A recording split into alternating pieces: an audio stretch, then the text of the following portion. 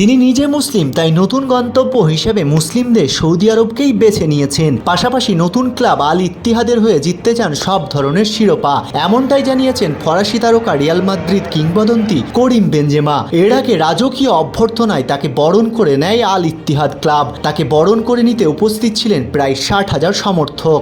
বয়স 35 পেরিয়ে গেলেও আরও 1-2 মরশুম চাইলেই ইউরোপে শীর্ষ স্তরের ক্লাবে ফুটবল খেলতে পারতেন। রিয়াল মাদ্রিদে আরও 1 মরশুমের জন্য চুক্তি বাড়ানোর কথাও শোনা যাচ্ছিল, কিন্তু অনেকটা আকস্মিকভাবেই রিয়ালকে বিদায় জানিয়ে সৌদি ক্লাব আল ইত্তিহাদে যোগ দিয়েছেন করিম বেনজেমা। 3 বছরের চুক্তিতে সৌদি প্রো লিগের এই মরশুমের চ্যাম্পিয়ন দলে যোগ দিয়েছেন ফরাসি স্ট্রাইকার। এর আগে প্রতিদ্বন্দ্বী ক্লাব আল নাসের ক্রিশ্চিয়ানো রোনাল্ডোকে এনে চমকে দিয়েছিল ফুটবল বিশ্বকে। পূর্ণ 60,000 দর্শক ধারণ ক্ষমতার স্টেডিয়ামে বেনজেমাকে বরণ করে সেখানেও আল নাসেরকে ছাড়িয়ে যাওয়ার চেষ্টা করেছে আল ইত্তিহাদ। চোখ ধাঁধানো আতশবাজি আর রঙিন আলোর রোশনায়ে দেখা মেলে বেনজেমার। তিনি হাত নেড়ে জবাব দেন সমর্থকদের অভিবাদনের।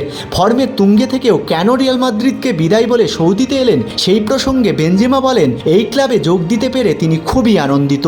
অবশ্যই এটা তার জন্য নতুন চ্যালেঞ্জ এবং জীবনটাও নতুন। তিনি নিজে মুসলিম এবং এটি একটি মুসলিম দেশ। তিনি সবসময় এমন একটা দেশে থাকতে চেয়েছেন। আল ইত্তিহাদে বছরে 20 কোটি ইউরো করে পাবেন বেনজেমা। তবে অর্থ নয়, সৌদি লিগে যাওয়ার পেছনে ভিন্ন এক কারণের কথাও বলেছেন বেনজেমা। 2009 সালে রিয়ালে এসেছিলেন বেনজেমা। রিয়ালের জার্সিতে উত্থান পতনের অনেক ঘটনার সাক্ষী হয়েছেন এই স্ট্রাইকার। তবে সেসব পেছনে ফেলে এখন নিতে চান নতুন চ্যালেঞ্জ। নতুন ক্লাবে দেওয়া এক সাক্ষাৎকারে বেনজেমা বলেছেন, এই কিংবদন্তি তুল্য ক্লাবে যোগ দিতে পেরে আমি খুবই আনন্দিত। অবশ্যই এটা আমার জন্য নতুন চ্যালেঞ্জ এবং জীবনটাও নতুন। আমি অনুশীলন শুরুর জন্য মুখিয়ে আছি। এনবিটিভি।